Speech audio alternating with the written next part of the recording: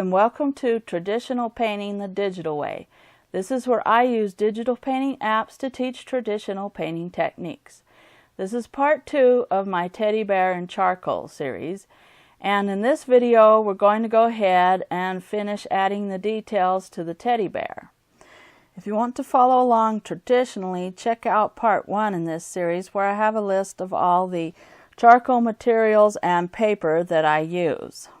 We're going to be using Infinite Painter for Android, and I'm still going to be using the main pencils in the sketch category, and I'm going to be using the Blackwell pencil, the Kurt, and the Julian pencils the most. And so here I just kind of want to go ahead and continue adding some details to the flower.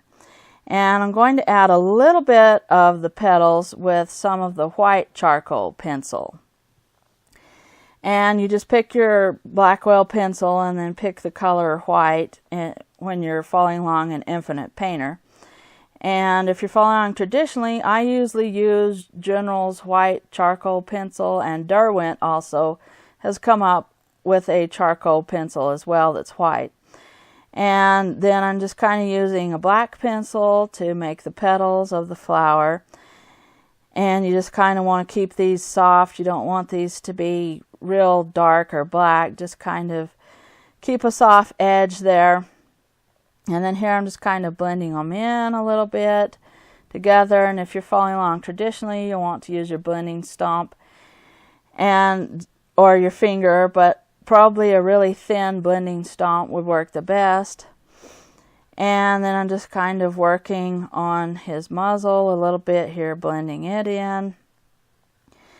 And I'm looking at the overexposed photo that I have because I want to see the details of the leaf and the flower right there and just see how everything looks. And that's what I do a lot, is overexpose photos so that I can see in the dark places. And if you have a good photo, this will work, because then you can see the details. If the photo is too grainy or blurry, then it won't work. But if you have a fairly good photo, then you can just go ahead and overexpose it and see what's in the shadows.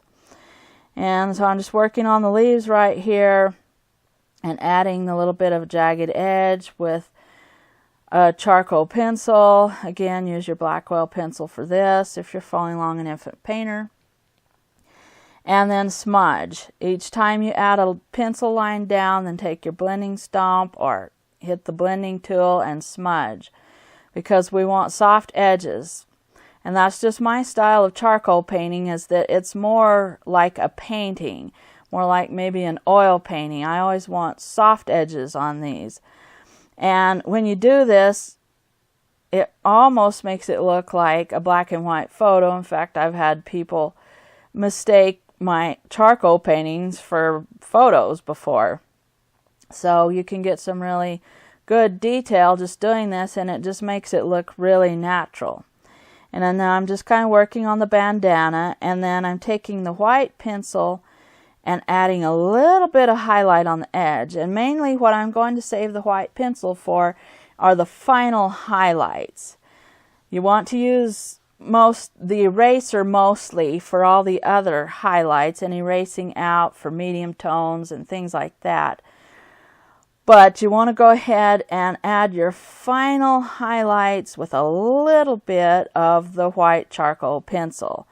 Now, you don't want too much of it, because then it will just kind of overpower the painting, but just in little spots in the lightest places, and it really makes your picture pop, and it really gives it a final three-dimensional look when you do this. So I'm just working on the daisy print on the bandana there too. And then here I'm just kind of shading the leaf a little bit, and you can set the Julian or Kurt pencil to half opacity and shade things with it that way. And the way you would do this traditionally is you can take your rag that you've been working with, and it's got a little bit of charcoal dust on it, and just kind of wipe gently over the top of these shadowed areas, and that will also give you a really good shadow, but not too dark. And then here I'm kind of erasing out on his muzzle, and I'm using little sharp strokes and lines to try to get the fur texture. And then you kind of go back in and you smudge that so that it doesn't look too harsh, but you don't erase all of the lines that you've gotten there. You just kind of blur them a little bit, because the plushy look of his fur is going to look like that, real soft and kind of blurry.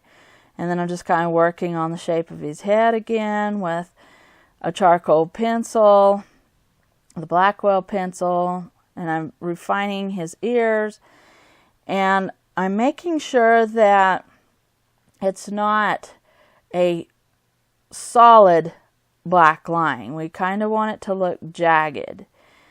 And I'm also making little scribbles on his head there, and that is also working to show fur texture, but you don't want to leave the scribbles. Just go ahead and smudge them out.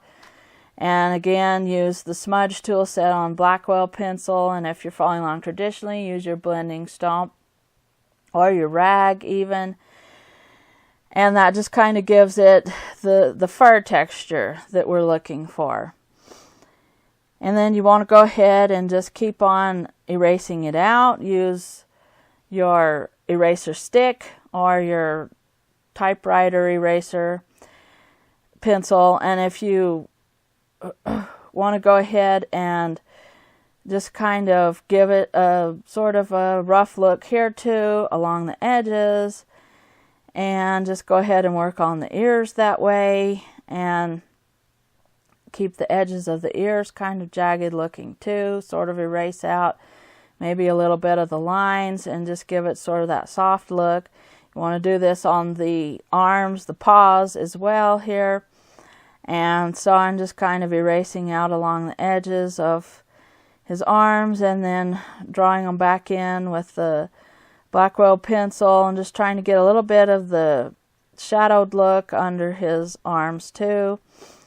And you can go ahead and use your Curt pencil on half opacity, and then go back in and with your eraser and sort of erase some of the lines out a little bit just to give it fur texture. That's what we're doing right now.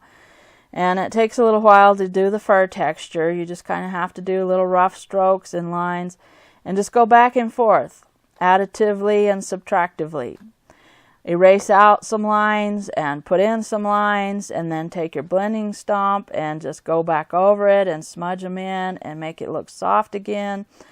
And that's what I'm doing here. I'm kind of going into that shadow because I want it to give the look of the fur again. So I'm going back into there, and then I'm taking my Curt brush and going over the top of it with a little bit of the opacity set at half about, and that gives it the little shadow there. And then I want highlights on the tummy again, so I'm erasing them out with a Blackwell brush. And you can do this with your eraser stick again if you're following along traditionally, and then smudge. And you can either run your rag over the top of it or your blending stomp or just a finger, but we want a soft look here. We don't want to leave it too harsh because we want this to kind of look more like a painting, a charcoal painting, I guess you'd call it. And here I'm just working on the shadows again and just kind of adding in the fur texture on the paws and around on the stomach. And you just kind of have to look and see what you think and sort of step back from your painting or shrink it if you're working an Infinite Painter, and that just kind of gives you an idea of what it looks like from a distance. Here I'm working on the fur on his feet and making sure that the edges are not harsh. I just want them soft looking. And again, I'm adding and erasing and smudging, and that's the way you have to do this whole painting, is just add, erase, smudge, add, erase, smudge. Just keep on doing that.